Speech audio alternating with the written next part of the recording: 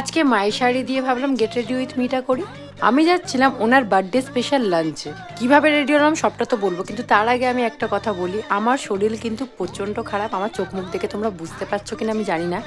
এক ধাক্কায় আমার চেহারা এত ভেঙে গেছে, চোখ মুখ বসে গেছে। সেদিনকেও শরীর আমার খুব খারাপ ছিল, কিন্তু যেহেতু ওর বার্থডে তাই আমাকে রেডি হতে হতোই।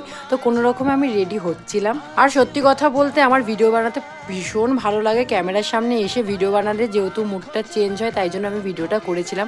আমাকে সত্যি দেখতে ভালো লাগছে না, আমি জানি। আমার একটু এনার্জি ছিল না যে আমি কিছু করব, কিন্তু তাও আমার ভালো লাগে, কারণ কি তুমি বলতে তোমরা আমার গেট রেডি উইথ মি দেখতে ভীষণ পছন্দ করো।